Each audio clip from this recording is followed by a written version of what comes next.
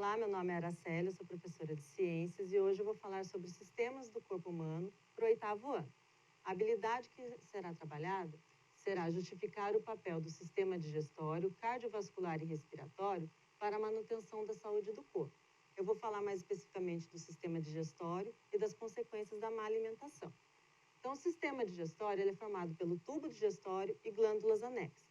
O tubo digestório começa na boca, passa pela faringe, esôfago, estômago, intestino delgado, intestino grosso e termina no ânus. As glândulas anexas são glândulas salivares, pâncreas, fígado e tem um órgão acessório chamado vesícula biliar. A função do sistema digestório é transformar o alimento em nutrientes que serão absorvidos pelo nosso corpo.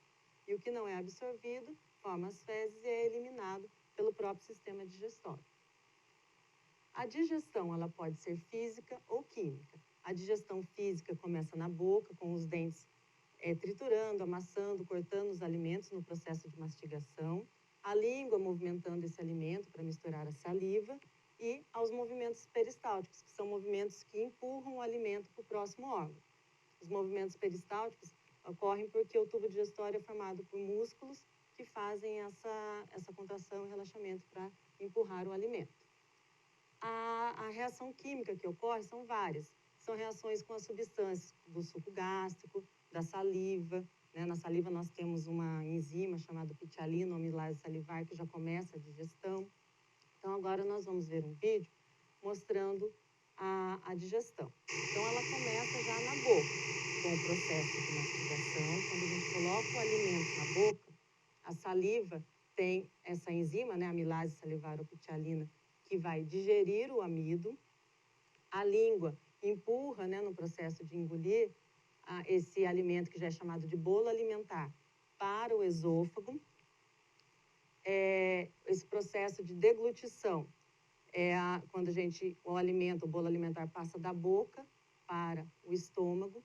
No estômago ele encontra o suco gástrico, aí ele já é chamado de quimo, o bolo alimentar passa a se chamar quimo. Lá tem algumas enzimas, como a pepsina, que vai fazer a digestão das proteínas. E então, esse quimo passa para o intestino delgado.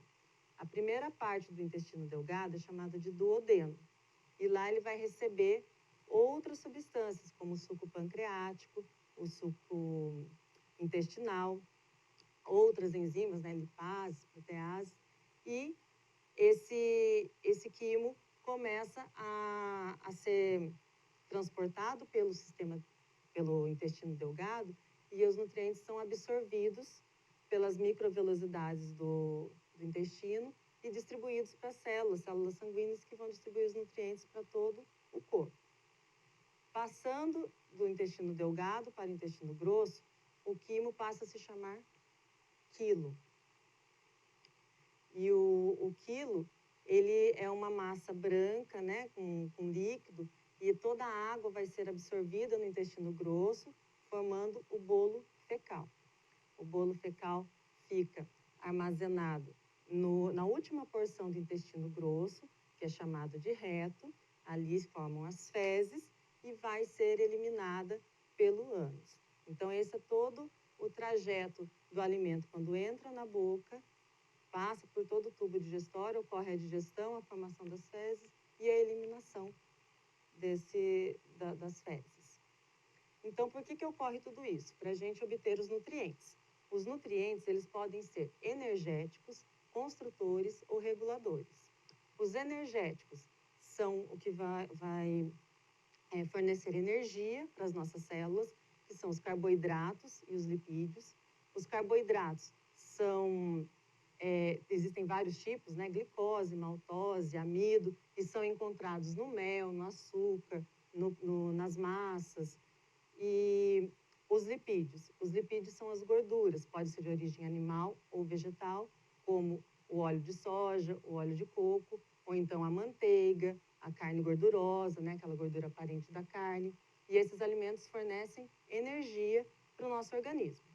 Os construtores têm esse nome porque eles vão fazer parte da construção das nossas células. Quem está em fase de crescimento, quem quer ganhar massa muscular, precisa se alimentar desses nutrientes que são as proteínas. As proteínas são encontradas nas carnes, nos ovos, nos grãos como soja, feijão. Já os reguladores são nutrientes que vão regular o nosso organismo para que ele funcione bem, que é o caso das vitaminas e sais minerais. As vitaminas como vitamina C, vitamina D, vitaminas do complexo B, são encontradas nas frutas, verduras, legumes, ovos, leite. E já os sais minerais são elementos químicos encontrados, né, na natureza, mas que também regulam o nosso corpo, como é o caso do ferro. O ferro ele faz parte da hemoglobina, que está presente nas nossas células sanguíneas, e sem ele a gente pode ter anemia, sem a quantidade necessária de ferro. O fósforo e o cálcio, que ajudam na formação dos nossos ossos, para deixar eles bem fortes. Então, todos esses nutrientes são importantes.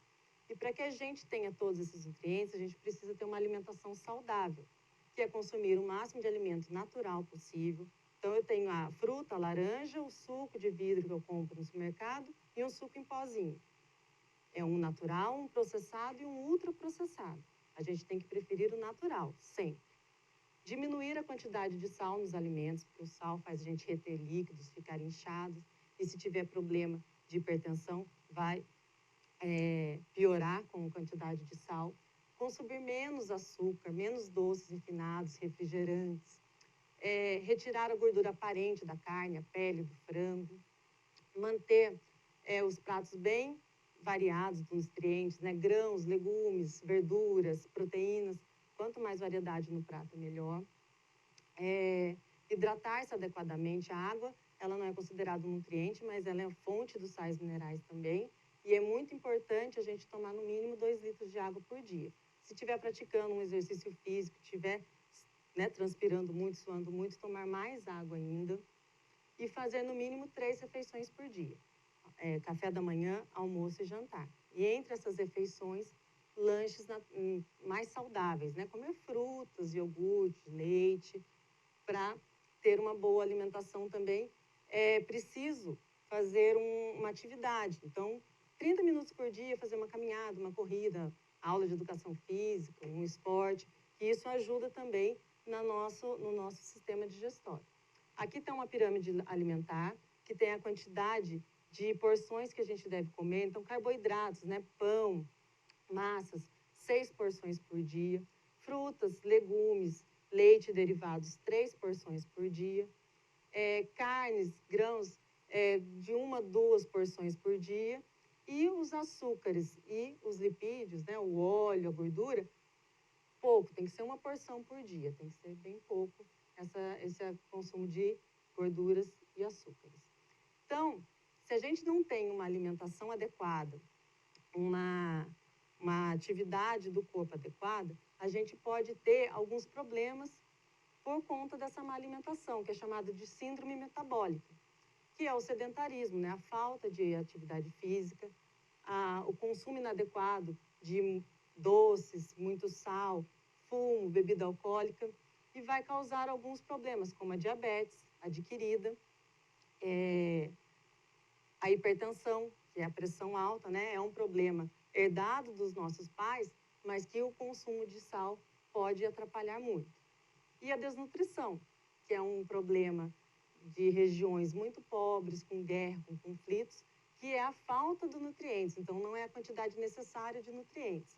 E isso, quando ocorre com crianças, vai atrapalhar o desenvolvimento, o crescimento, o sistema emocional, psicológico dessa criança, até mesmo problemas mentais. Então, a gente tem que combater o problema da desnutrição no mundo, fazendo com que um alimento bom, saudável, chegue até a casa de todas as pessoas, para que ninguém fique desnutrido. Então, é isso. Se vocês tiverem alguma dúvida, entre em contato com os professores de vocês, pelos canais da escola. Bons estudos, até a próxima semana.